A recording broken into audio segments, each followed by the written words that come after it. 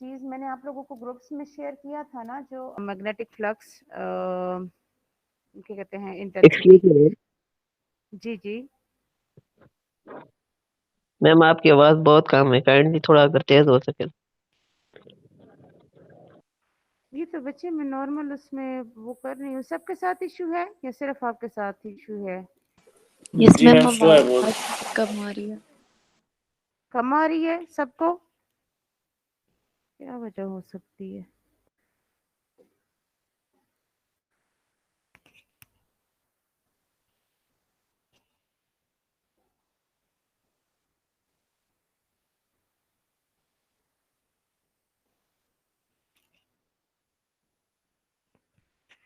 एक मिनट मैं इसको चेक करती हूँ।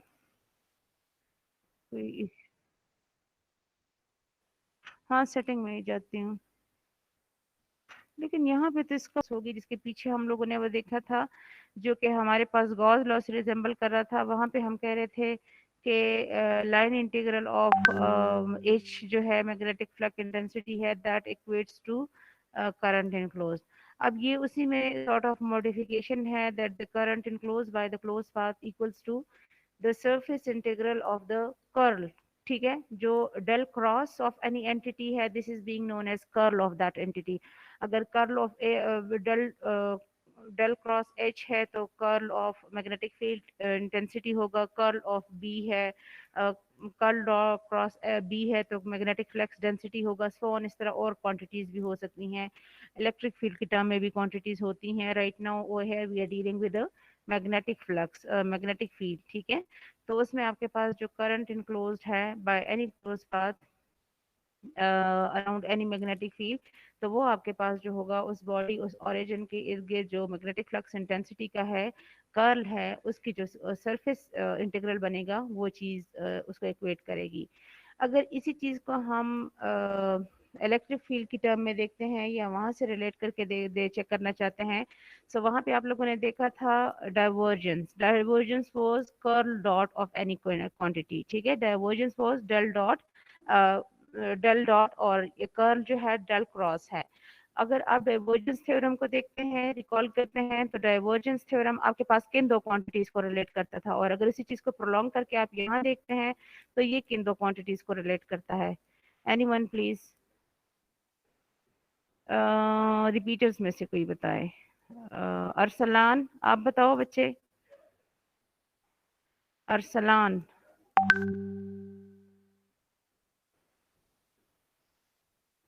रिपीटर्स की बात कर रही हूँ, अरसलान से पूछ रही हूँ, किधर है अरसलान?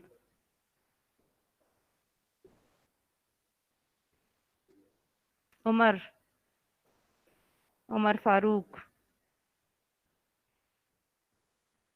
उमर फारूक। आप लोग, मुझे लगता है सिर्फ स्क्रीन, अभी तक उमर फारूक थे। चैट बॉक्स में भी उन्होंने वो किया है कंट्रीब्यूट। अब कैसे एब्सेंट हो गए हैं? ये पूछने के टाइम पे आप लोग एब्सेंट हो जाते हैं। वसीम, वसीम भी थे। So we are not talking about the H और डेल क्रॉस एच। ठीक है, we are talking about that right now the current enclosed by the closed first surface is being related through the statement of this theorem, the line integral is related with that of the surface integral. What about the divergence theorem? What we were dealing over there? Ma'am वहाँ पे साई होता था ना, और वो we लेते थे। यहाँ पे एस है तो वहाँ पे वी लेते थे ना। तो वहां पे जो था, सिंपल आप ये कहें ना कि वहां पे surface integral was related with that of volume integral. ठीक है ना, राइट? जिससे हम यस। लोग फिर आगे जाके प्रोलॉन्ग करके हम लोगों ने फर्स्ट मैक्सवेल इक्वेशन भी डिराइव की थी ना, उसी चीज को वो करके प्रोलॉन्ग करके फर्दर सॉल्व करके। ठीक है, so this is the right thing कि यहाँ पे स्टोक्स थ्योरम रिलेट्स, ये like objective point of view से वो हो सकता है ना कि in through Stokes theorem line integral is related with that of the surface integral, while in contrary to that of the divergence theorem, where the surface integral is related with that of the volume integral, right? So this is the overall interpretation while we are comparing these two theorems with one another, right? So अब यहाँ पे देखें, you are having this length of conductor where the direction of current, that consider a solid conductor, the direction of current is this I. ठीक है, let S be the area of the conductor, you can consider instead of SA भी ले सकते हो, उसमें कोई restriction नहीं है. लेकिन by definition if the current density is being defined, that was being defined as magnetic field में हम लोगों ने देखा था. वहाँ पे तो हमारे पास जब हम इलेक्ट्रिक फील्ड को डील कर रहे थे तो हमारे पास डिफरेंट किस्म की वो आई थी. लाइन सरफेस डेंसिटी, ठीक है, line charge density, surface charge density, volume charge density. लेकिन मैग्नेटिक फील्ड में हमने शुरू से देखा है कि हमारे पास जो करंट डेंसिटी है that is being defined as, क्योंकि वहां पे जो ओरिजिन था, ठीक है, वो डिपेंडिंग ऑन ये चीजें मैं जो बार बार आप लोग को बैकग्राउंड में ले जाके रिलेट करके बताती हूँ ना, तो ये सिर्फ आपकी मेमोराइजिंग टिप्स हैं. ये नहीं कि मतलब मैं उन चीजों को दोबारा से बार बार बताने का मकसद यही होता है कि आप लोगों के जहन में यहाँ से रिलेटेड जो चीज है वो पीछे बैकग्राउंड में जो पड़ी हुई है उसको आप अकॉर्डिंगली रिकॉल कर सको. ठीक है, ये नहीं कि टाइम एक्स्ट्रा होता है तो वो टाइम मैंने कंज्यूम करना होता है.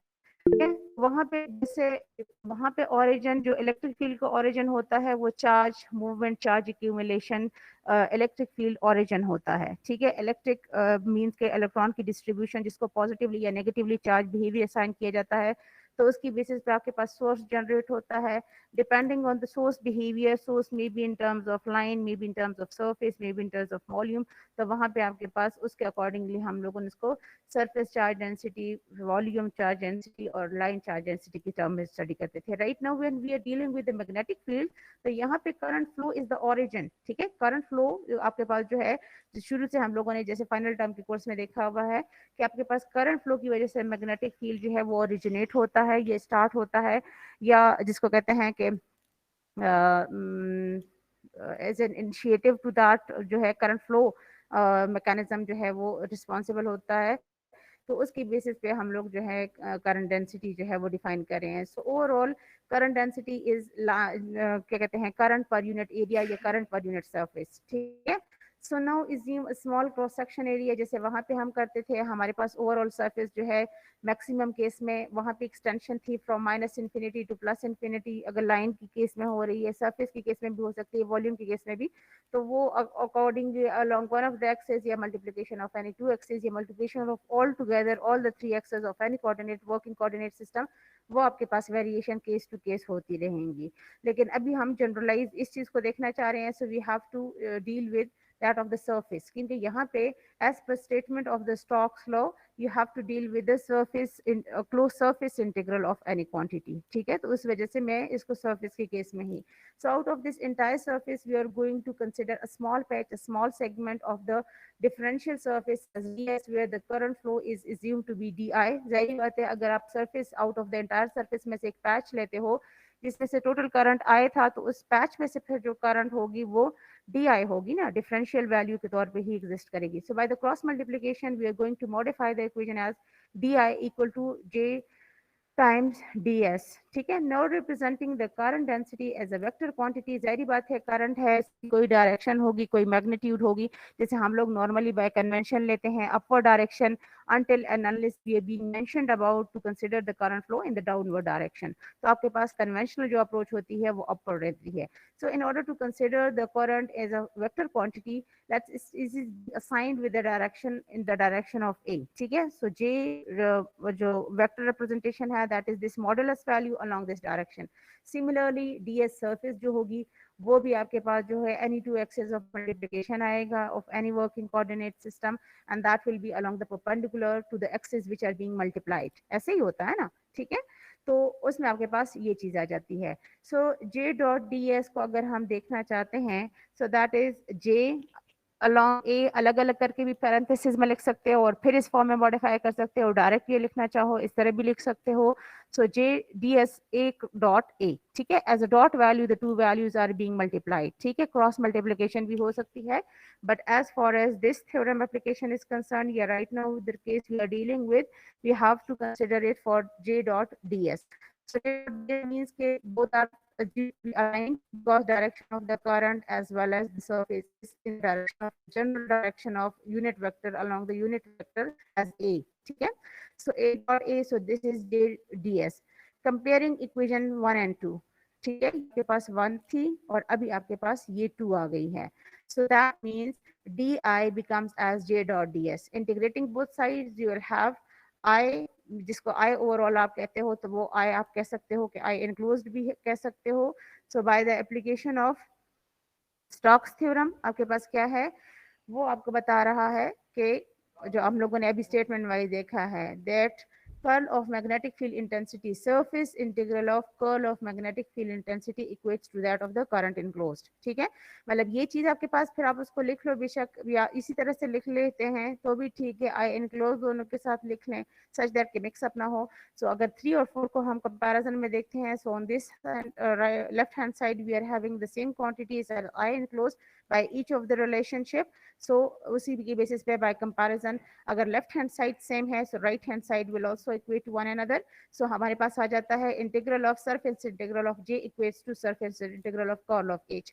सो सरफेस इंटीग्रल बोथ में आपके पास सेम वैल्यू की बेसिस पे आप कैंसिल कर लेते हो, so you are being left with this relationship which is j that is curl of h। ठीक है, मैग्नेटिक फील्ड इंटेंसिटी का जो कर्ल है that will give you the current density for that close path. ये चीज आपके पास modify हो गई है, और this equation is being known as Maxwell second equation, ये जो डेरिवेशन है। ठीक है, क्लियर? अच्छा जी, फिर हम, अच्छा जी, फिर magnetic flux and magnetic flux density. Magnetic flux वही वाली बात है कि जो आपके पास अकॉर्डिंगली मतलब क्या स्ट्रेंथ है, और स्ट्रेंथ की वजह से ओवरऑल क्या क्यूमुलेशन बन रही है, तो डेंसिटी आपको ओवरऑल किसी सरफेस या वॉल्यूम या लाइन के केस में वही चीज बताएगी। You have to consider an isolated north pole which is practically not possible, क्योंकि आइसोलेटेड नॉर्थ पोल आपके पास प्रैक्टिकली कोई वो नहीं है, लेकिन बात चीजों के लिए बस जैसे हम लोग क्या कहते हैं, हमारे पास जैसे कन्वेंशनल करंट जो है, कोई करंट सच है नहीं due to the flow of positive charges, लेकिन हम उसको कंसिडर करते हैं बाज थ्योरम बाज लॉस को जनरली एप्लीकेबल बनाने के लिए। तो एज सच आपके पास आइसोलेटेड नॉर्थ पोल की existence as such practically possible नहीं है, लेकिन इस चीज को समझने के लिए हम उसको एज्यूम कर लेते हैं। If you place another movable north pole, मतलब सेम पोलैरिटी आप एज्यूम कर रहे हो, सेम साउथ पोल भी कर सकते हो। So in the vicinity of this field of the fixed north pole जो आपने initially as a isolated consider किया है, there will be a force of repulsion because the same poles repel each other, चाहे north to north हो या south to south हो। तो आपके पास जो path वो isolated north pole जो है वो follow करेगा सच दैट दूसरा मूवेबल है उस पाथ के अलॉन्ग मूव करे। मतलब आइसोलेटेड को एक तरह से इन्होंने फिक्स कंसिडर किया हुआ है, तो अगर दूसरा मूवेबल इसकी फील्ड इफेक्ट में आएगा, so due to the same polarity it will experience a force of repulsion। so उस force of repulsion के अंदर जो है ये move away करेगा as it is movable, this is not a fixed one। तो उसकी वजह से अकॉर्डिंगली, या इसी चीज को ये इस तरह भी कह सकते हैं कि अगर आपने साउथ पोल प्लेस किया है तो जिस उसके साथ वो जिस लाइन के अक्रॉस वो इसके टुवर्ड्स अट्रैक्ट करेगा, because right now we are dealing with the opposite poles. ठीक है, तो इन्होंने अगर सेम पोल्स के केस में फोर्स ऑफ रिपल्शन को जिस लाइन के अक्रॉस असाइन किया है, या फोर्स ऑफ अट्रैक्शन के सेंस में जिस फोर्स के साथ जिस लाइन के अक्रॉस मूव करते हुए ये इसकी टुवर्ड्स जाता है, so this is being known as the path of line of magnetic field. ठीक है, वो तो मतलब पहले उससे भी आपको पता है, लेकिन ये दोबारा से आपको वो दे रहे हैं। Now consider an open surface having an area of S। ठीक है, we need to find out the total line of force passing through this, यानी वही total flux, magnetic flux की बात करना चाह रहे हैं। Total lines passing means that will give you the insight of total flux। ठीक है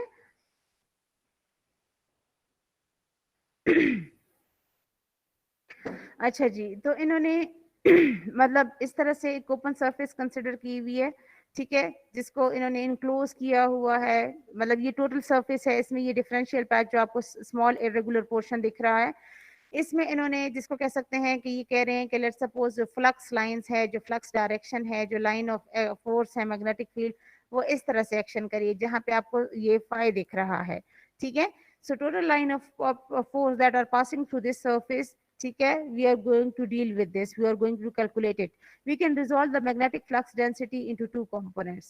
ठीक है, magnetic flux density जो B है, इसको ये resolve करके two components में, एक इस perpendicular component में देख रहे हैं which is being designated as Bn for the normal vector, which is normally the vector which is along the perpendicular, which is along the vertical axis. ठीक है, सो ये जो है आपके पास, ये आपके पास दूसरी वो आ जाती है, लेकिन हमारे पास हमारी कैलकुलेशन में ये डायरेक्शन, ये कंपोनेंट एज Bn यूज होना है, तो उसी को इन्होंने डिजिग्नेट किया हुआ है या अकॉर्डिंगली इस चीज को रिप्रेजेंट किया हुआ है, लेबल किया हुआ है, ये दूसरे कंपोनेंट के साथ एज डीलिंग नहीं हो रही, दैट्स वाई उसकी कोई रिप्रेजेंटेशन या कोई इन्होंने लेबलिंग नहीं की हुई, ठीक है।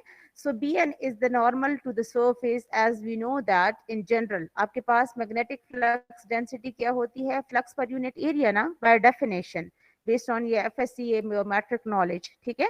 So psi over A gives you B. Magnetic flux density is flux per unit area. Cross multiplication will result as flux equal to B times A. Now from the geometry of the figure, अगर geometry को देखें, this is the theta. So if you are going to deal with the cos of theta, so that will be this base value divided by this perpendicular value, sorry, hypotenuse value, ठीक है। Base value divided by hypotenuse value will give you this cos of this angle, ठीक है। So cos of theta equates to bn by n, cross multiplication will result as bn equal to b cos of theta. या simple उसमें भी हम लोगों ने पीछे भी जब हम लोग फर्स्ट चैप्टर देख रहे थे तो हम कह रहे थे कि अगर थीटा यहाँ पे बनता तो फिर कुछ और सीन होता, फिर bn आपके पास as b sine of theta result होना था, ठीक है। लेकिन यहाँ पे आपके पास क्या है, अगर फ्लक्स इस तरह से आपके पास जो फ्लक्स लाइंस है, जो लाइन ऑफ मैग्नेटिक फोर्स है, वो अलोंग दिस हाइपोटेन्यूज वो आप ज्यूम कर रहे हो और इसको आप रिजॉल्व करना चाह रहे हो, दो components, one is this normal one and the other one this is which is along the same axis, या जिसको आप कह सकते हो हॉरिजॉन्टल एक्सिस में। तो जो नॉर्मल कंपोनेंट है with respect to this nature of theta, that will be B N cos of theta. और अगर इस चीज को आप देखना चाहोगे ना, इस वाले कंपोनेंट को, so this will be sorry B N कह रही हूँ, B N is B sine cos of theta. और अगर इस कंपोनेंट को देखना चाह रहे हो which is in the direction of this value, ठीक है, जैसे मैं एरो मूव कर रही हूँ, so this will be B sine of theta, ठीक है। तो यही चीज आपको इस तरह से इस अप्रोच से भी वो करके सॉल्व करके दिखाई गई है। Now consider a small portion of the open surface represented by ds. Total surface S थी, उसमें से जैसे मैंने कहा है out of the entire patch of S, right now we have selected a different excuse me जी जी जी अबीरा। मैम, हम बी को तो तब कंपोनेंट्स में रिजॉल्व करते हैं जब उसका हम पॉइंट लेते हैं ना, तो क्या मैम वो लेते बी हैं? पॉइंट लेते हैं ना, उस बी को कहीं पे प्लेस करते हैं तब उसको कंपोनेंट्स में रिजॉल्व करते हैं। यहाँ पे तो हमने फाई रखा हुआ है, इसको हम नॉर्मल कंपोनेंट में बी एन और बी में कैसे हम रिजॉल्व कर रहे हैं। और मैम यहाँ पे ए एन और बी एन सेम है। ए एन और बी एन सेम नहीं है बेटा, बी एन की जो डायरेक्शन है ना, उसका मैग्नीट्यूड आपके पास क्या आ रहा है, बी कॉज ऑफ थीटा। और उसको अगर आप B N as a vector value लेना चाहोगे ना, मतलब अलोंग द डायरेक्शन इसको as a vector quantity represent करना चाहोगे, so that will be B cos of theta in the direction of A N. यानी बी एन जिस डायरेक्शन में ओरिएंटेड है, B N is the normal component of B, ठीक है। This is the normal component, this axis of the this field value, ठीक है ना, फ्लक्स लाइंस या फ्लक्स इंटेंसिटी का जो ये पोर्शन आ रहा है which is along the normal, so this is actually the normal component of B. And this दूसरे कंपोनेंट जो है, इसको आप जो भी कहना चाहो instead of B, that will be B sine of theta. This component which is जहाँ पे आपको साइड मार्क किया हुआ या लेबल किया हुआ दिख रहा है ना, जो इस डायरेक्शन में होगा वो आपको correspondingly as the other B with any other subscript दिखेगा, और that value will be equal to in magnitude as B sine of theta. लेकिन अबीरा आपने क्या पूछा है बच्चे, मुझे आपके क्वेश्चन की नहीं समझ आई कि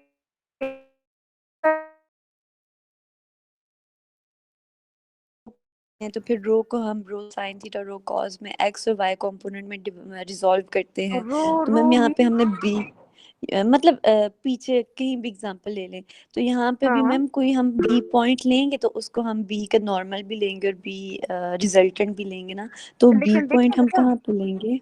हम लोगों ने जो ये सरफेस कंसिडर की है, हम करना चाह रहे हैं ना कि आपके पास फील्ड इफेक्ट तो ये है, ठीक है।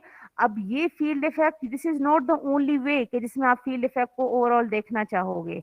आपके पास ये भी हो सकता है फील्ड इफेक्ट इंटायरली इस डायरेक्शन में हो जाए, फील्ड इफेक्ट इंटायरली इस डायरेक्शन में, क्योंकि मैग्नेटिक लाइंस ऑफ फोर्स तो किसी भी डायरेक्शन में हो सकती है ना। हम एक ऐसे उसको देखना चाहेंगे, क्योंकि कॉज ऑफ थीटा जो है ये वेरी तो होता जाएगा, बी कॉज ऑफ थीटा जो है ये वेरी होता जाएगा for the maximum value of B cos of 0 with the maximum value of b, जिसमें आपके पास bn और b दोनों ओवरलैप हो जाएंगे, यानी आपके पास जो फ्लक्स लाइंस होगी वो only along this perpendicular direction, normal direction आपको दिखेंगी।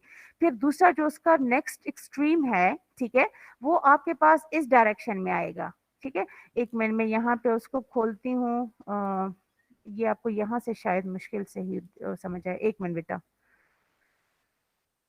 मैं इस चीज को थोड़ा सा वो करती हूँ।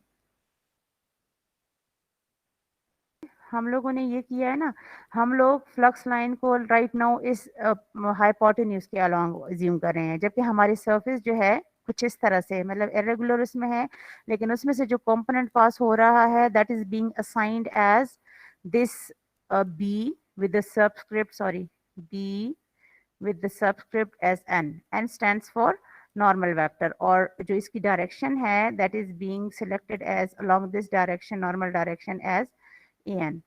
ठीक है, मतलब इस उसमें आपको ये नॉर्मल उसके, इसी चीज को जो हमने we are dealing with this strength of this behaviour of B, ठीक है, जिसमें हम लोगों ने इसको रिजॉल्व करके दो कंपोनेंट्स में देखा है, लेकिन हमारा कंपोनेंट हम लोग सिर्फ बी एन पे क्यों कंसंट्रेट कर रहे हैं, क्योंकि हमारी सरफेस जो है इस कंपोनेंट के अक्रॉस कवर हो रही है ना इस तरह से बेटा, यहाँ पे आपको साइड कहा गया है जो, ठीक है। हाँ, तो जैसे मैं बात कर रही हूँ ना कि फील्ड स्ट्रेंथ की सिर्फ यही एक ही बिहेवियर नहीं होगा, इसके दो पहले एक्सट्रीम्स देख लेते हैं, फिर इन बिटवीन द एक्सट्रीम ये आपको एक बिहेवियर दिख रहा है। दो एक्सट्रीम इसके कैसे हैं, जैसे हम लोगों ने अभी डिराइव किया है that B n was derive to be equal to B, ठीक है, विथ कॉज ऑफ थीटा, ठीक है, कॉज ऑफ थीटा, यहाँ मैंने थीटा नहीं रिप्रेजेंट किया, सॉरी, ठीक है, सो ये थीटा। अब इसके दो एक्सट्रीम क्या हो सकते हैं, for the maximum value of cos of zero, cos of zero का मतलब क्या है, आपके पास flux lines exactly along this normal आपको दिखेंगी, जो ओवरऑल बी होगा, B will be the same as B N. समझ आ रही है इस चीज की, मतलब जो ये चीज होगी, ये वाला पोर्शन ये exactly overlap on this axis आपको दिखेगा, एक ये एक्सट्रीम है, इस चीज की समझ आई। cos of zero we are dealing with, yes ma'am, ये समझ and आ cos of गई। zero is one। दूसरा एक्सट्रीम आपके पास क्या है, दूसरा एक्सट्रीम जिसमें आपके पास, इसमें आपके पास रिजल्ट क्या होगा, ओवरऑल जो b होगा वो इक्वल टू बी एन आएगा। इस वैल्यू को हम अभी हमने कुछ लेबल नहीं किया, कोई रिप्रेजेंटेशन के लिए इसकी लेबलिंग नहीं की भी, क्योंकि अगेन वही वाली बात, हम डील इस कंपोनेंट को करें जो हमारे सरफेस में से पास हो रहा है। लेकिन दूसरा एक्सट्रीम ये हो तो सकता है ना कि लेट्स सपोज इस तरह से कुछ पास हो रहा हो, तो फिर आपके पास जो दूसरा एक्सट्रीम है, over there we will have cos of 90, and cos of 90 gives you a value of 0. So cos of 90 0 multiplied with this b, overall bn will be 0. Then in that particular case you will be having the entire b along, उसको bn तो नहीं कह रहे, bx कहो, b कुछ और कहो, और in that case, इस केस में b will equal to bn, और इस केस में b will equal to that particular value as is being selected। अब क्लियर हो गया? मैम जब हॉरिजॉन्टली पास करेंगी सरफेस में से, फिर हम्म, जीरो नहीं हो जाएंगी जब कॉस जीरो तो फिर होगा? तो जीरो होगा ना, फिर तो आपके पास बी एन जीरो होगा, और हमारे केस में बी एन जो है वो आपके पास, मतलब लेकिन बी एन के maximum extreme cos of zero तक के लिए जब B equal to B n वाला बिहेवियर होगा तब तक के लिए यहाँ होगा ना। दूसरे केस में आपके पास बी एन वैल्यू जीरो हो जाएगी, जो भी दूसरी वैल्यू इस कंपोनेंट को आपने जो भी असाइन किया हुआ है, एस बी एक्स लिखा हुआ है, बी ओ लिखा हुआ है, कुछ भी, इस कंपोनेंट की बात कर रही हूँ, हॉरिजॉन्टल की बात कर रही हूँ, ठीक है, तो वहां पे बी एन का तो कोई बिहेवियर नहीं आएगा। फिर उस केस में आपके पास जो फ्लक्स लाइन जो आपकी सर्विस में से पास हो रही होंगी वो जीरो हो जाएंगी ना। लेकिन दो एक्सट्रीम्स के केसेस पे तो उस चीज को देखना है ना हमने, ठीक है। यस मैम, यस मैम, ये चीज बता समझ आ रही गई। हूँ, हाँ ठीक है। तो इस तरह से यस आपके मैम। पास बी एन जो है वो बी एन नॉर्मल केस से, या जिसमें आपके पास, अब यहाँ पे आपके पास देखें, इसमें केस में से आपके पास पार्शियल बिहेवियर आ रहा है, partial along n and partial along X कह ले, ओ कह ले, जो भी, यानी वर्टिकल और हॉरिजॉन्टल में आपको पार्शियल वो दिख रहा है बिहेवियर। और उस केस में आपके पास, इस केस के लिए B n equal to B में एंटायर अलोंग बी एन दिखेगा, और इस केस में नथिंग अलोंग बी एन दिखेगा, ठीक है। पास जो है ये तो हम लोगों ने डेफिनेशन वाइज इस चीज को देख लिया है, ये ज्योमेट्री वाइज इसी पे जो डिस्कशन चली। फिर B N along A N, जैसे मैं कह रही हूँ B N along A N है तो D S B N along A N दिख रहा है, सरफेस भी आपको दिख रही है ना उसी के अलोंग है। A N is A with the subscript N is the normal unit vector to the to that of the surface as well as to that of the Bn component. So let d phi be the small portion of flux that is passing through this differential surface. जैसे मैंने अभी बात की है, right now we will have the partial component of flux passing through this Bn and other partial या half of the portion along that of the Bx या दूसरा जो भी component आपने along the horizontal label किया हुआ है. So d phi will be Bn ds, मतलब इसी जो initial equation थी जो by definition आपके पास आई थी उसी चीज को आप देख रहे हैं नॉर्मल कंपोनेंट के अलोंग. ठीक है, मतलब वो कंपोनेंट जो आपके डीएस में से पास थ्रू कर रही है उसके along. So this is the differential flux that normal surface उसका जो बिहेवियर आ रहा है एज बीएन और उस सरफेस का जो डिफरेंशियल सरफेस है एज डीएस या डीए जो भी ले रहे हैं. So Bn as is being derived previously, this is equal to b cos of theta getting multiplied with ds, so b dot ds. अब जहां भी आपके पास जैसे आपने पीछे फर्स्ट चैप्टर में देखा हुआ था कि जहां पे भी कोई भी दो क्वांटिटीज के बीच में मल्टीप्लिकेशन हो रही है और cos of angle as an involvement आपको दिख रहा है, so that definitely means that you are dealing with a dot product between those two quantities. और जहां पे आपको साइन ऑफ थीटा का बिहेवियर दिखेगा वहां पे क्रॉस इन्वॉल्वमेंट या cross product of those two quantities will be involve. ये तो फर्स्ट चैप्टर से आपको पता है ना. ठीक है, so integrating both of the sides, integral of this differential will give you phi and integral of this value, this will give you the total amount of the this flux passing through this surface. और यही हम देखना चाह रहे थे कि flux की कौन सी वैल्यू है कि जो अकॉर्डिंगली उस सरफेस में से as this density value pass through हो रही है, तो वो हमने इक्वेशन वाइज डिराइव कर ली है. ठीक है, this is the flux that is passing through the whole surface. क्योंकि डिफरेंशियल उसमें आपके पास एनी टू एक्सिस और उनकी अकॉर्डिंगली एक्सट्रीम लिमिट्स इन्वॉल्व होंगी ना. डीएस में आपके पास जो दो एक्सिस इन्वॉल्व होंगी as two of the DL आपको दिखेगा क्रॉस. ठीक है, तो वो कौन से किन लिमिट्स के दरमियान में हो रही है, जब आप उनको आप उन लिमिट्स के दरमियान फिगर आउट करोगे तो आपके पास टोटल सरफेस का जो फाई होगा for the entire surface not for the DS, वो आपके पास इंटीग्रेट आउट हो जाएगा. ठीक है, इसी तरह से अगर आप दूसरा केस लेते हो for the close surface such that we are going to consider a close surface in the form of a sphere. ठीक है, अब स्फीयर को इन्होंने ऐसे किया हुआ है, उसमें एक मैग्नेट जो है वो पोल प्लेस किया हुआ है, तो एक साइड से इनको फ्लक्स लाइंस निकलती हुई और दूसरी साइड पे एंटर होती हुई दिख रही हैं. नॉर्मली नॉर्थ पोल से फ्लक्स लाइंस जो है वो लीव करती हैं और साउथ पे जो है वो एंटर होती हैं, या फ्लक्स बिहेवियर जो होता है वो लीविंग होता है from the north and entering होता है for that of the south pole. ठीक है, so in order to find out the lines of the magnetic force passing through the closed surface in outward direction, we consider a surface in the source inside the sphere which is a magnet. ठीक है, we consider a bar magnet inside the sphere. The flux is coming out of the closed surface at one pole and enters the closed surface at the other. The net flux passing through the surface is zero. जाहिर बात है अगर equal amount of lines एक side से leave कर रही है दूसरी साइड से एंटर कर रही है, so net value through that surface is zero. ठीक है, now by the divergence theorem हम लोगों ने फाई देखा है, ये फ्लक्स देखा है, that this is equal to B dot D S, अभी जो हम लोगों ने डिराइव किया है. एंड बाय डाइवर्जेंस थ्योरम जैसे अभी हम लोगों ने अबीरा ने जैसे मुझे बताया है, हम लोगों ने पीछे पढ़ा हुआ है कि डाइवर्जेंस थ्योरम रिलेट करता है डाइवर्जेंस, जैसे ये बी है, बी डॉट डी एस है, ये सरफेस इंटीग्रल ऑफ बी है, so with the divergence of volume integral of the divergence के साथ रिलेट करेगा. ठीक है, सो वो आपके पास वहां पे साय था, यहाँ पे फाई है, वहां पे आपके पास इलेक्ट्रिक फील्ड था पीछे जो हम लोगों ने देखा था, जहाँ पे हमने डाइवर्जेंस थ्योरम की एप्लीकेशंस देखी थी या वहां से डील किया था, वो इलेक्ट्रिक फील्ड की टर्म में था. राइट नाउ अगर मैग्नेटिक फील्ड की टर्म में हम देखते हैं तो phi is surface integral of B and that equal to volume integral of divergence of B. ठीक है, और अभी हम लोगों ने कहा है that will be equal to if the same amount of lines, same number of lines is leaving one pole and entering the other one, so that will be overall net behavior या net flux to that body will be equal to zero. So that is being equated to zero. ठीक है, as differential volume cannot be zero. सारी बात है, volume, line, surface, ये तो आपके पास इनकी कोई ना कोई पॉइंट होगा, लेकिन definitely that can never be zero. ठीक है, तो हमारे पास पॉइंट से लेके मतलब तीनों एक्सिस वॉल्यूम के केस में वो हो सकता है, लेकिन पॉइंट टू पॉइंट वो हो सकता है मिनिमम उसमें, या मैक्सिमम के केस में कुछ भी हो सकता है, लेकिन अकॉर्डिंगली इसकी कोई जीरो का सेंस बनता नहीं है. तो इसी तरह से अगर एक the product of two values is zero, if one of them can not be zero, so definitely the other one is zero. ठीक है, इफ डेल डॉट या divergence of B time dv या volume integral of divergence of B equal to 0 and dV cannot be equal to 0, so that means definitely divergence of B is 0. So this is being known as Maxwell third equation. ठीक है, अब हम दूसरा chapter start करेंगे, chapter 9, क्योंकि ये तो जिसको आप कह सकते हो नोमान ने चैप्टर 9 किया हुआ है। हाँ है, ठीक है।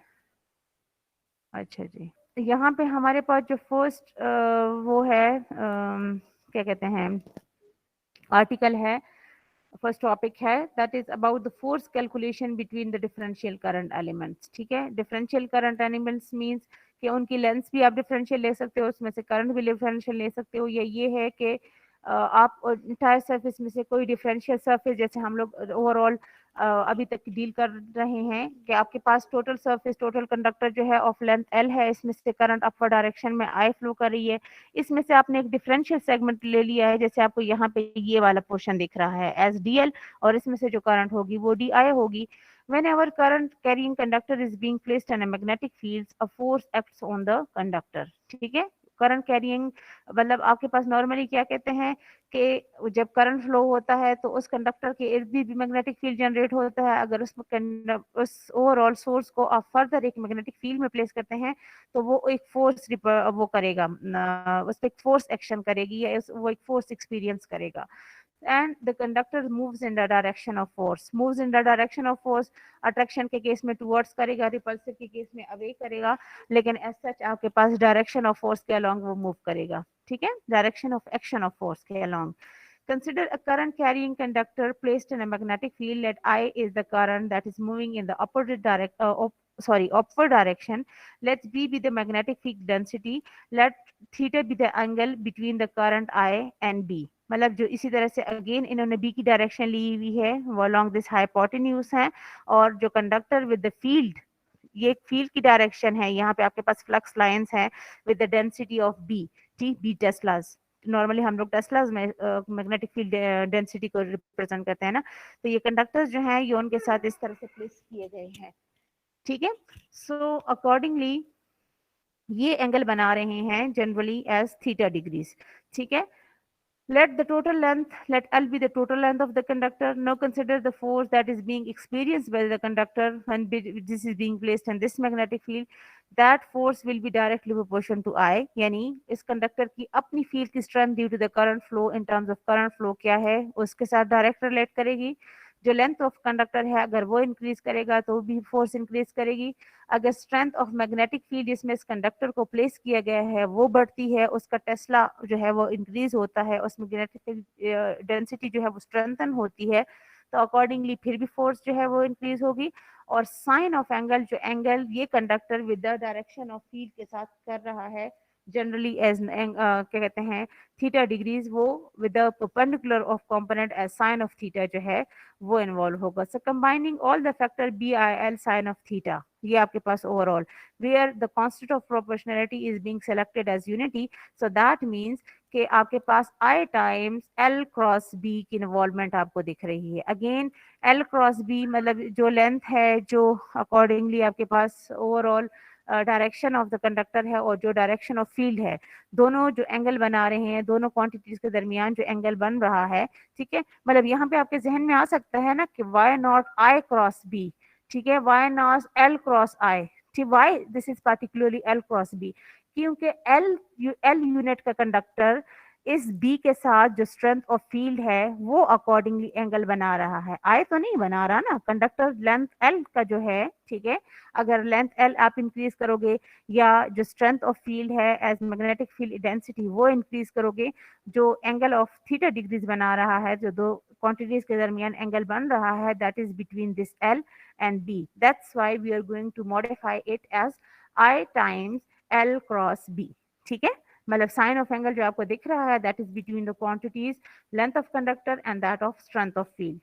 क्लियर है, मतलब इसमें तो कोई वो नहीं है ना, जो चीज ऐसा डाउटेड वो जहन में आ सकती थी वो तो मैंने ऑलरेडी क्लियर कर दी है। ठीक है, now consider small portion of the conductor that is being represented by DL, जारी बात है उसमें से जो फील्ड की स्ट्रेंथ होगी वो एज dB या ओवरऑल उसकी डिफरेंशियल पोर्शन के तौर पे फंक्शन करेगी. So we have to find out the force that is being experienced by this differential portion of the conductor. Then df will be I dl cross b.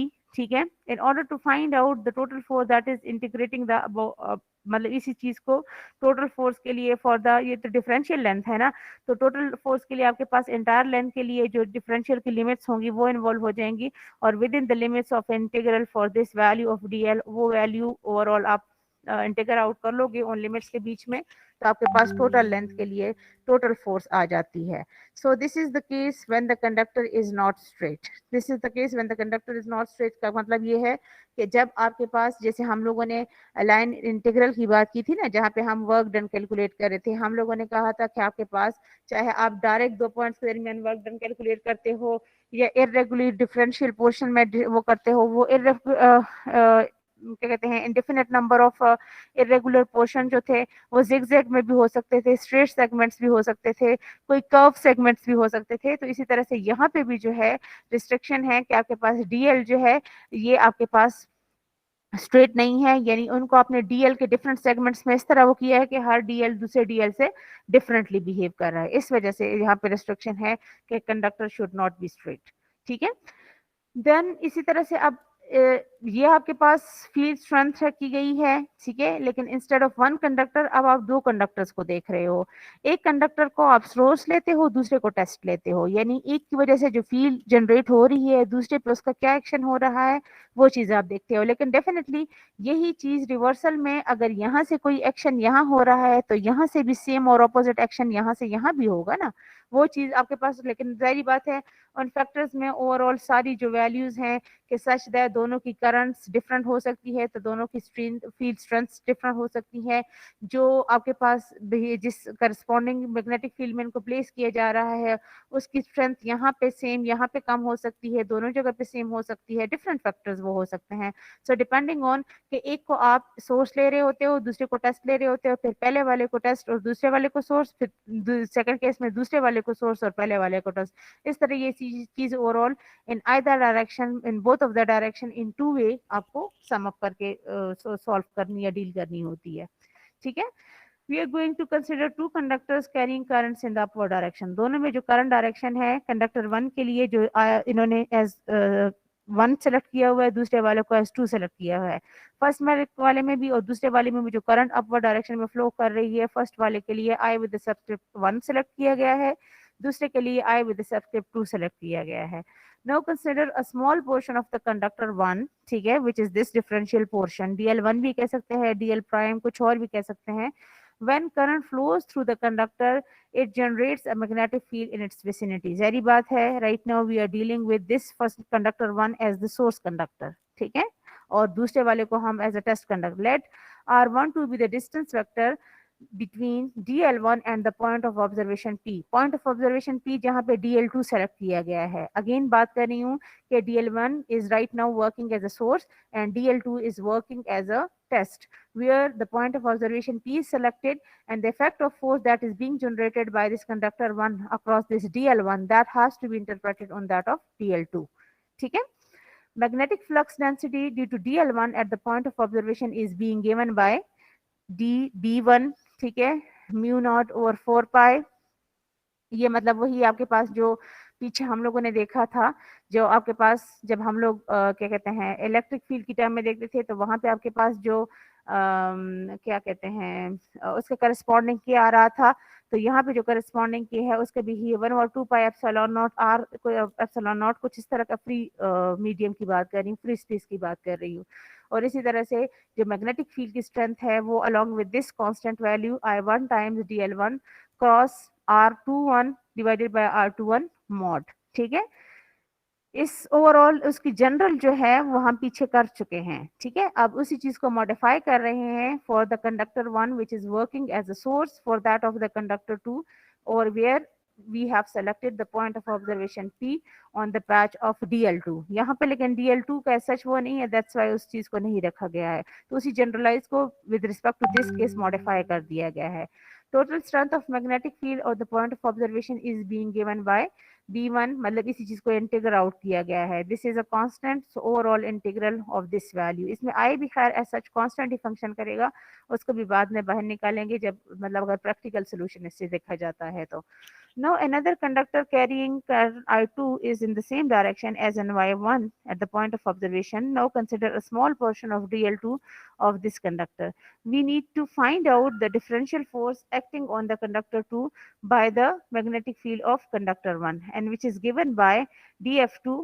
ये चीज आपके पास overall यानी वो फोर्स जो कंडक्टर 1 की वजह से कंडक्टर 2 पे फंक्शन कर रही है या कंडक्टर 1 के सोर्स बिहेवियर की वजह से कंडक्टर 2 के टेस्ट बिहेवियर पे फंक्शन कर रही है, वो एज df2 सेलेक्ट की गई है. That is I2 dl2 into B1. मतलब B1 तो आपके पास यहाँ ऊपर से वो किया गया है ना, डिराइव कर लिया गया है. ठीक है. So in order to find out the total force acting on conductor 2, we have to integrate this entire value. मतलब इस df2 का दोनों साइड्स को इंटीग्रेट करते हैं. So you are going to derive total f2.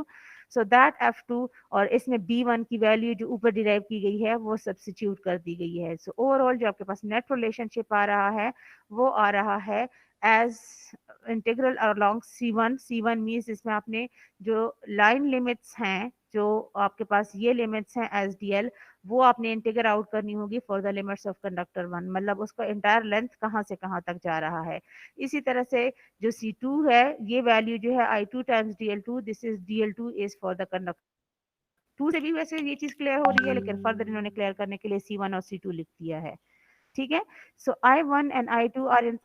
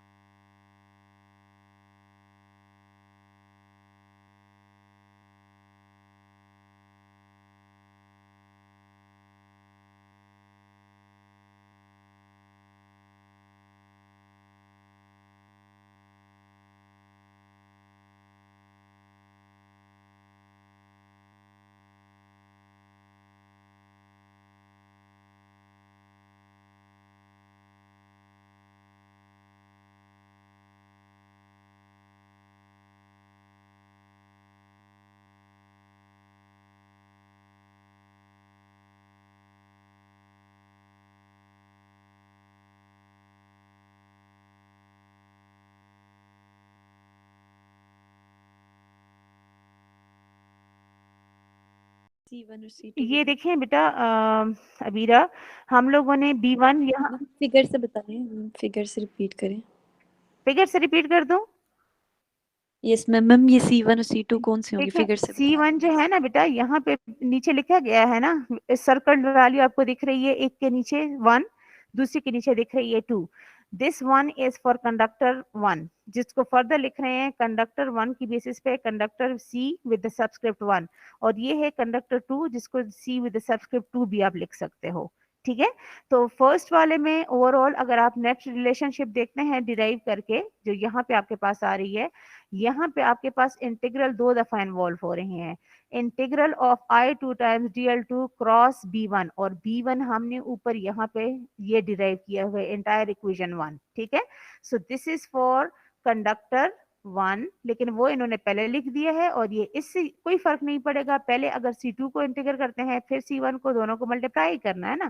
ठीक है. तो इससे कोई फर्क नहीं पड़ेगा ऑर्डर से, लेकिन ये लिमिट्स आपको यहाँ पे फर्दर क्लियर होके दिख भी रही है ना, कि अगर B1 की आप लिमिट्स देखो, B1 की जो ओवरऑल एनवायरनमेंट है या डिपेंडेंसी है, वो आपके पास इंटायर dl1, ठीक है। I1 I2 इन्होंने मतलब जिसको कहा है ना कि I1 I2 इन्होंने तकरीबन सेम वैल्यू रखी हुई है। अगर सेम नहीं है, डिफरेंट है, तो फिर भी आप उन्हीं चीजों को देखोगे। तो इन्होंने सेम डायरेक्शन और same value of I1 I2 लिखा हुआ है, दैट्स वाई ये I1 I2 को जनरलाइज लेके चल रहे हैं। ठीक है, लेकिन एज सच अगर अलग भी है तो फिर भी आप उनको यहाँ पे फिर I1 I2 के साथ लिखा हुआ है, तो बस फिर इनको आप जनरलाइज ना करें, I1 I2 सेम ना लें, I1 और I2 स्पेसिफिक ही रखें। हाँ, किसी किसी स्पेशल केस में अगर I1 equal to I2 both equal to certain value है तो फिर वहां पे रिप्लेस कर देना है। So dB1 is being derived as mu naught over 4 pi I1 dl1 cross R21 R21 R1 two वहां ऊपर डिफाइंड है ना कि this is the distance vector from this to this conductor. ठीक है, 1 2 R12 और R21 सिर्फ आपके पास डायरेक्शन वाइज ऑपोजिट होंगे, बाकी वैल्यू इनकी सेम होगी। ठीक है ना, ये हमेशा याद रखना है। जो डिस्टेंस वेक्टर अगर एक पॉइंट से दूसरे पॉइंट की तरफ है, एक पॉइंट को आप 1 कह रहे हो, दूसरे को 2 से कह रहे हो, तो इनिशियल टू फाइनल की केस में आपके पास R12 अगर आपके पास एक वैल्यू है तो R21 की वही वैल्यू होगी लेकिन with the negative of direction. ठीक है ना, सिर्फ आपके पास डायरेक्शन सिर्फ उसकी ऑपोजिट हो जाएगी, राइट। तो इस केस में यस आपके पास के B1 की आपके पास इंटायर बिहेवियर इस रिजल्ट से आ रहा है, B2 का आपके पास इंटायर रिजल्ट इससे आ रहा है, लेकिन this has to be multiplied with the B1, तो वो B1 की इंटायर ये वैल्यू लिखने के बाद ये वैल्यू फर्दर आगे जाके, तो यहाँ पे आपको दिख रहे हैं फर्दर भी, अगर C1 C2 ना भी लिखे ना बीरा, तो यहाँ पे देखें mu naught over 4 pi this is I1 DL1 into R21 over R21 cube. ठीक है, तो ये वैल्यू जो 1 1 का सब्सक्रिप्ट है दैट इज फॉर कंडक्टर 1, जो 2 2 का सब्सक्रिप्ट है I2 DL2 this is for conductor 2। क्योंकि ये आप बिहेवियर देख रहे हो फर्स्ट की वजह से सेकंड पे, अगर सेकंड की वजह से फर्स्ट पे देखोगे ना तो फिर आपके पास ओवरऑल इस चीज का वो जो है वो उल्टा हो जाएगा। ठीक है, मतलब डायरेक्शन वाइज वो सारी चीजें वो हो जाएंगी, रिवर्स हो जाएंगी। Right now, if I1 and I2 are in the same direction, there is no force of repulsion between, there is a force of repulsion between them and vice versa। अगर दोनों में अपवर्ड डायरेक्शन है फिर भी force of repulsion होगी, दोनों में downward direction है फिर भी फोर्स ऑफ रिपल्जन होगी, एक में अपवर्ड दूसरे में डाउन है तब आपके पास फोर्स ऑफ अट्रैक्शन का सेंस आएगा। ठीक है ना, if I1 and I2 are in the same direction, there is a force of repulsion between them and vice versa। समझ आई इस बात की? यस मैम, आ गई ठीक है, समझ। ठीक है। और C1 C2 का भी क्लियर हो गया है? यस मैम, वो भी क्लियर हो चुके हैं। ठीक है, अच्छा जी। Right now force acting on a moving charge. ठीक है, मूविंग चार्ज मीन्स कि अभी तक तो हम देखें तो हमारे पास हमने कहा था कि हमने चीज मतलब जो भी टेस्ट बॉडी है उसको फिक्स रखा हुआ है, उसको मतलब मूव नहीं कर रहे, मूवेबल नहीं कंसिडर कर रहे, और फिर उसकी वजह से हम देखते थे कि किसी भी सोर्स का इफेक्ट, किसी भी फील्ड का इफेक्ट पे क्या आता था। Right now we are consider another case where we are going to consider that the current carrying conductor is placed in a magnetic field. Whenever a current carrying conductor is being placed in a magnetic field, it experiences a force which is being given by, जो अभी हम लोगों ने देखा है, I times dl cross b। ठीक है, जो हमने ऊपर अभी डिराइव किया है। As we know that rate of motion of charge is being called as current, rate of change of charge is being known as current। ये definition तो बिल्कुल बेसिक उसके तौर पे हमें पता है, that is I is dq by dt। So putting this value of I over here in this equation 1, dq by dt dl cross b। Rearranging the equation, हमने डी मतलब dl ओवर dt लिख दिया है, मतलब ये जो dq और dt का dt था इसको रीअरेंज कर लिया है, मॉडिफाई कर लिया है, यही मतलब, और कोई ऐसा इसमें चेंज नहीं है। जो dq और डिनोमिनेटर dt था उसको हमने dq के बजाय dl के नीचे रख दिया है, such that we are going to specify it in terms of a velocity. ठीक है, rate of change of length या distance, rate of change of distance. ठीक है, so dl by dt this is being known as velocity dl by dt। So dq, integral of dq, this becomes as dq v cross b। ठीक है, where dq magnitude of the charge moving in small segment of the conductor, मतलब rate of change नहीं, change of charge है। ठीक है, but overall integral of dq gives you the total q। ये तो पता है ना, अगर रेट ऑफ चेंज जो है वो स्मॉल सेगमेंट के लिए लेते हैं तो एंटायर सेगमेंट के लिए, एंटायर लेंथ के लिए आपके पास इंटीग्रल आउट हो जाएगा for the total length. So वो आपके पास total charge for the entire length दे देगा. So that will modify the equation as q times v cross b. Now consider a charge moving, मतलब ये आपके पास क्या है कि जब चार्ज मूवमेंट कर रहा है, that's why we have modified it as dl by dt with a certain velocity या रेट ऑफ चेंज. ठीक है. इसी तरह से now we are going to consider the charge moving in an electric field. ठीक है. When the charge moves in an electric field it experiences a force caused by the strength of electric field, जो कि पीछे हम लोगों ने deal किया हुआ है, where we were defined with electric field intensity as f by q, वहां से. ठीक है. तो f is e times q या q टाइम्स e, उससे कोई फर्क नहीं पड़ता, पहले q टाइम्स e लिखते हैं या e टाइम्स q लिखते हैं, दोनों का मतलब एक ही है. लेकिन हम लोगों ने जो basic definition of electric field intensity देखी थी, that is force per unit positive charge या टेस्ट पॉजिटिव चार्ज. तो वहां से हमारे पास F equates to Q times E. जब दोनों को एड अप करते हैं, यानी ये हमारे पास क्या है कि जब आपके पास फील्ड चेंज हो रहा है, जब आपके पास जो है यहाँ पे फील्ड ऑफ स्ट्रेंथ भी सेम है, और इस वेलोसिटी के साथ जो है आपके पास टेस्ट मूवमेंट हो रही है, ये जिसमें से आप बिहेवियर या फोर्स देखना चाह रहे हो, उसकी ये वेलोसिटी है. यहाँ पे आपके पास फील्ड चेंज हो रहा है और चार्ज जो है वो सेम है. वहां पे चार्ज मूव कर रहा था या चार्ज का नेचर चेंज हो रहा था और फील्ड सेम रह रहा था. यहाँ पे चार्ज सेम है और फील्ड जो है वो सर्टेन स्ट्रेंथ के साथ वो हो रहा है, चेंज हो रहा है. या इन अदर वर्ड्स आप यही कह रहे हो कि अगर एक फोर्स को आप देखना चाहते हो फॉर सर्टेन चार्ज Q, तो मैग्नेटिक फील्ड में उसका क्या इफेक्ट है और यहाँ पे इलेक्ट्रिक फील्ड में उसका क्या इफेक्ट है. समझ आ रही है ना बात की? ठीक है. ठीक है. तो ये हम कंबाइन बिहेवियर देख रहे हैं, इन अदर वर्ड, कि जब आपके पास इलेक्ट्रिक और magnetic field certain amount of charge दोनों के केस में आप देखना चाहते हो. So when a charge moves in an electric as well as an magnetic field, so by superposition theorem एक दफा हमने इलेक्ट्रिक फील्ड को जीरो रखा, मैग्नेटिक फील्ड का इफेक्ट देखा इक्वेशन ए की टर्म में, फिर हमने मैग्नेटिक फील्ड के इफेक्ट जीरो किया और इसी चीज को देखा इलेक्ट्रिक फील्ड के लिए. दोनों को कंबाइंड बिहेवियर या total behaviour summation of the two individual, जो कि हम सुपरपोजिशन थ्योरम के अप्रोच के थ्रू देखते हैं, तो दोनों को जब हम F with the subscript m means ये force due to the magnetic field, F with the subscript E is force due to the electric field. So total F will be the summation of Fm plus Fe. So putting up all the values, so this equation is being known as, ये Q इसमें से common लिया है, E plus V cross B. This equation is being known as Laurent equation. ठीक है. जब आप combined behaviour of any charge of Q Coulomb's के लिए जनरलाइज देखना चाहते हो कि उसमें उसकी वजह से उसको करस्पॉन्डिंगली साइमल्टेनियसली आप सब्जेक्ट करते हो इलेक्ट्रिक फील्ड के टुवर्ड्स और मैग्नेटिक फील्ड के टुवर्ड्स, तो दोनों का कंबाइन उस पर क्या बिहेवियर आता है, ये चीज आपको वो बता रही होती है. ठीक है. अब यहाँ पे देखें -14 नैनोकूलम का चार्ज है, वेलोसिटी उसकी ये है, ए वी यानी जो करस्पॉन्डिंग यूनिट वेक्टर डायरेक्शन है वो ये है. एफ फाइंड आउट करना है सिर्फ बी की वजह से, सिर्फ ई की वजह से, जब बी और ई दोनों साइमल्टेनियसली फंक्शन कर रहे हैं उसकी वजह से. ठीक है. तो वही अमाउंट ऑफ चार्ज ऑफ -14 नैनोकूलम्स हैं और ये करस्पॉन्डिंग वेलोसिटी है, ये करस्पॉन्डिंग डायरेक्शन ऑफ वेलोसिटी है. तो एक टाइम आप सिर्फ इलेक्ट्रिक फील्ड को देखते हो, दूसरे टाइम आप सिर्फ मैग्नेटिक फील्ड को देखते हो और फिर दोनों का साइमल्टेनियस इफेक्ट देखते हो. तो जब आप सिर्फ मैग्नेटिक फील्ड को देखते हो तो वो इक्वेशन भी हम लोगों ने डिराइव कर ली है. जब सिर्फ इलेक्ट्रिक फील्ड को देखते हो वो इक्वेशन भी हम चैप्टर 2 में से डील करते आ रहे हैं. जब दोनों को साइमल्टेनियस देख लेते हो तो दोनों को आप ऐड कर लोगे. इसमें ऐसा सच है कोई ऐसी इशू वाली बात नहीं. एक दफा सिर्फ क्यू ई देखना है, एफ ई देखना है, एफ एम देखना है, फिर F E plus F M simultaneous देखने हैं.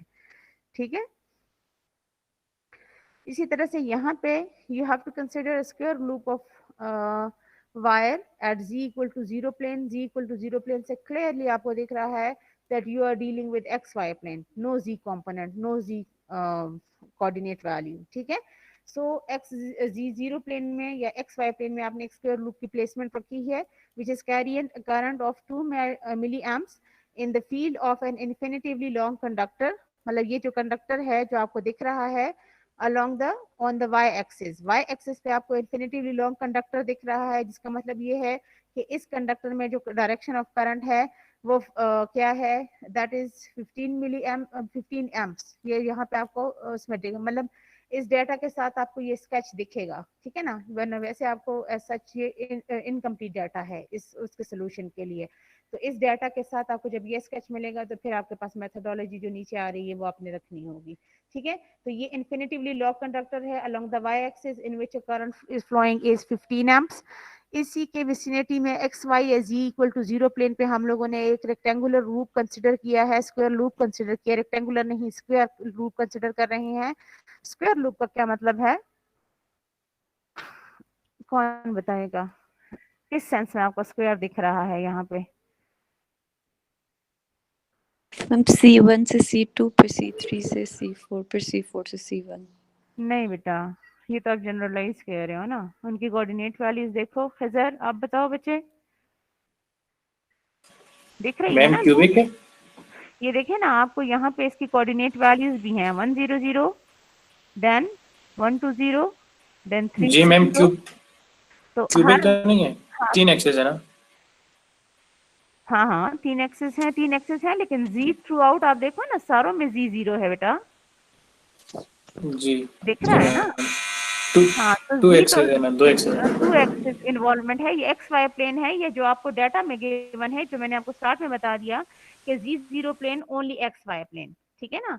नो चेंज, नो और जिसको कहते हैं no deviation along the Z axis will be seen, ठीक है। जी थ्रू आउट चारों पॉइंट्स की कोऑर्डिनेट वैल्यूज में देखें ना, 1 0 0 में देखें, 1 2 0 में देखें, 3 2 0 में देखें, 3 0 0 में देखें, सब में जो थर्ड वैल्यू है which is for the depiction of Z coordinate value Z axis component, that is 0 entirely, ऐसे ही है ना।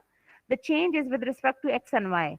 एक कंपोनेंट में जैसे हम लोगों ने पीछे भी इस तरह के बहुत सारे वो देखे हैं प्रॉब्लम, एक लाइन के अलोंग चेंज आपके पास सिर्फ वन ऑफ द एक्सिस के अलोंग दिखेगा, लाइन के अलोंग, क्योंकि सेगमेंटली आप जो ओवरऑल सरफेस को कवर करते हो, आप एक साइड पे एक ही सेगमेंट, एक ही पाथ के अक्रॉस सिर्फ एक सेगमेंट को छेड़ते हो, या सिर्फ उसमें से एक कोऑर्डिनेट वैल्यू जो है, एक कंपोनेंट वैल्यू की वेरिएशन देखते हो, दूसरे सेगमेंट में ढूंढे और सो ऑन, इस तरह से आपके पास एंटायर सेगमेंट या क्लोज पाथ कंप्लीट होता है। Right now we are dealing with square loop giving you the sense of कि हर एक्सिस में देखें, 1 से 1 देखें, यहाँ पे नो चेंज है, 0 से 2 देखें तो आपके पास 2 स्टेप चेंज है, ठीक है। 1 से 3 देखें, अगेन 2 स्टेप चेंज है, 2 से 2 नो चेंज है, और 0 to 0 तो है ही नहीं। 3 से 3 नो चेंज है, 2 to 0 अगेन 2 स्टेप चेंज है, यानी 2 यूनिट्स अलोंग ईच आपके पास। फर्स्ट उसमें along the C from C1 to C2 आपके पास चेंज अलोंग y आपको दिखेगा 0 to 2 का, +2 का। दूसरे एक्सिस जिसमें आपके पास, जिसको इन्होंने रखा हुआ है, मतलब इन्होंने एज सच इसको पाथ 1 कहा हुआ है। अगर पाथ 1 C1 को देखा जाए, C1 के अक्रॉस आपको जो ओनली चेंज दिख रहा है that is along x component from 1 to 3 2 units. C2 के along from 0 to 2 only change along y axis. then along C3 जो only change आपको दिख रहा है 3 to 1 along again 2 units, then from along C4 from along C4 यानी fourth segment के along आपको again जो चेंज दिख रहा है तो वो 2 to 0 यानी नेगेटिव चेंज है, लेकिन अगेन 2 स्टेप्स हैं। तो ईच साइड आपके पास जो चेंज आपको दिख रहा है वो 2 स्टेप्स है, that's why this is being known as a square loop, ठीक है ना। स्क्वायर लूप आपको दिख रहा है। सो इस स्क्वायर लूप की इस स्केच के साथ जब आप इसको सॉल्व करते हैं, ये बीच की थ्योरी आपने खुद देख लेनी है, इसमें सच इन्होंने इसको जनरलाइज किया, एग्जाम्पल है, ठीक है। सो यहाँ पे मतलब मैं सोल्यूशन वाइज ही जाऊंगी ना। आपके पास आई जो एच हम लोगों ने देखा था, जो जनरली हमने डिराइव किया था, वो था आपके पास जो फाइनाइट लेंथ वाला केस था, इन्फिनिटिव लेंथ वाला केस नहीं, फाइनाइट लेंथ वाला केस। तो वो आपके पास ओवरऑल अगर आप देखते हैं तो वो जनरलाइज इक्वेशन आपके पास आई थी इलेक्ट्रिक मैग्नेटिक फील्ड इंटेंसिटी की I/2 pi rho along a phi। Let x be the distance between the point of observation and the source point, that is, ये तो मुझे कुछ नहीं, ठीक है ठीक है। This is the distance between the point of observation and the source point, that rho is equal to x। क्योंकि फर्स्ट उसमें जैसे मैंने बात की, C1 में चेंज आपको दिख रहा है एज dx, C2 में दिख रहा है एज dy, थर्ड वाले में दिख रहा है अगेन dx, फोर्थ वाले में अगेन dy, ठीक है ना। तो ये उसी के अकॉर्डिंगली इसको सेगमेंटली देख रहे हैं, इस इक्वेशन को सेगमेंटली 4 सेगमेंट्स में स्टडी करने जा रहे हैं, ठीक है ना। तो x में फिर आपके पास ये तो आपके पास था phi for that of the cylindrical coordinate system.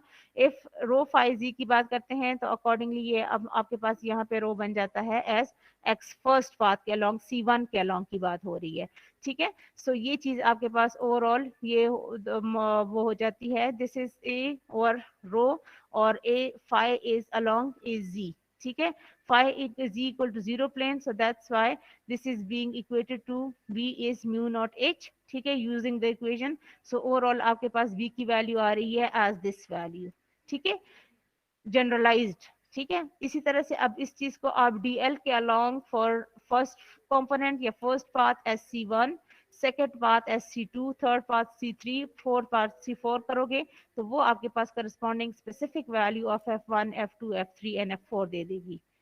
Clear है ना ये चीज? ये वही इक्वेशन जो अभी हम लोगों ने नहीं देखी, ठीक है, उसी चीज को मॉडिफाई कर रहे हैं। पहले इन्होंने इस h के मुताबिक h को इन RCS मॉडिफाई किया, उस h के मुताबिक v को मॉडिफाई किया, और इस मॉडिफाइड मतलब इनिशियल तो हमारे पास वर्किंग अगर आप देखें, conductor is a cylinder in behaviour, so वहां पे जो हम लोगों ने जनरलाइज्ड उसको सॉल्व किया था, so over there we were dealt with cylindrical coordinate system. So cylindrical coordinate system में आपके पास h की डेरिवेशन ये थी जिसको हमने RCS की टर्म में इस रेक्टेंगुलर लूप की केस के लिए अकॉर्डिंगली RCS में मॉडिफाई किया है, और RCS के अकॉर्डिंगली अब आपके पास along the different path segments, along the different 4 segments of the square loop उसको डील करने जा रहे हैं। So C1 के लिए आपके पास मतलब first segment of the path के लिए आपके पास ये केस बन जाता है, C2 के लिए ये, C3 and C4। So overall आपके पास टोटल एफ है क्या होगी, summation of all the 4 values, ठीक है। तो वो चीज आपके पास रिजल्ट करती है एज दिस वैल्यू। x की वैल्यू देखें वन टाइम C1 और C3 के अलोंग देखें -6 नैनो, ठीक है, 10 पावर -9 ln ऑफ 3 ay, और इसी तरह से प्लस सेंस ऑफ +6, तो ये दोनों वैल्यूज तो कैंसिल हो जाती हैं। तो एक्चुअल जो बिहेवियर है वो द चेंज अलोंग y की वजह से FC2 और प्लस FC4 की वजह से नेट बिहेवियर आ रहा है which is -8 AX nano Newton, ठीक है। इसी तरह से फिर अगेन ये डिफरेंशियल प्रोडक्ट, एक्सक्यूज मी जी जी मैम, जो पाथ C3 है उसमें -6 नहीं होगा? पाथ C3 एक मिनट, मैम वो ऑपोजिट डायरेक्शन में नहीं है हाँ x हाँ के? हाँ, तो उसी की वजह से आपके पास कैंसलेशन आ रही है ना, क्या नाम है अबीरा, ये कंपोनेंट और ये कंपोनेंट अभी जो समीशन में भी मैंने चारों को ऐड किया ना और कहा कि -6 10 power -9 ln of 3 along y, और ये दूसरा जो है, तो ये दोनों सेंस आपके पास जो है कैंसलेशन कर रहे हैं, C2 C1 और C3, ठीक है। जो रिजल्ट बन रहा है आपके पास C2 प्लस C4 की वजह से बन रहा है, FC2 प्लस FC4 की वजह से बन रहा है, ठीक है। अब वही सेंस है ना कि +x एंड -x, समझ आ रही है? ये मैम देखें, फिर C2 और C4 भी तो एक दूसरे के ऑपोजिट डायरेक्शन लेकिन में बेटा है ये तो देखें y ये एक्सिस में, लेकिन नहीं, लेकिन देखें ये y इसको आप नेगेटिव y तो नहीं कह सकते, ये इंटायर एक्सिस पॉजिटिव y है ना, चाहे इसको हम ऐसे करके देख रहे हैं, ये सारे का सारा एक्सिस पॉजिटिव y नहीं है, नेगेटिव y तो यहाँ होता ना, या नहीं, यस ऐसा मैम, है, यस मैम, ठीक है ना। तो वो चीज निगेट नहीं हो रही, ये चीज निगेट हो रही है। Yes ma'am. ये देखिए ना -6 दिस ay, ठीक है, +x, ठीक है, और -12, बल्कि नहीं, जो y वाला सेंस FC1 इन्होंने इस चीज को या तो मिक्सअप किया हुआ है, सब मैं दोबारा जाती हूँ, FC1 इन्होंने किसको कहा हुआ है या मैं मिक्स कर गई हूँ, FC1 इज दिस, नहीं, ये तो x का पॉजिटिव सेंस है और ये x का नेगेटिव सेंस है, और इस वजह से सबर करें, इसको स्टेप वाइज देखते हैं, इस तरह से नहीं समझ आ रही। ये देखें FC1, so this is across the path 1 I1 DL cross DL, मतलब जो आपके पास है वो dx अलोंग x के तौर पे दिख रहा है, सो dx अलोंग x, लेकिन ये देखें dx अलोंग x, अब ये ओवरऑल आपके पास क्या कर रहा है कि ax cross az is being involve, दिख रहा है ना आपको बेटा, ठीक है, ax cross az is -ay, because az cross ax is ay, तो जाहिर बात है ax cross az will be -ay, so -ay, so overall आपके पास रिजल्ट बन रहा है एज दिस वैल्यू, ठीक है।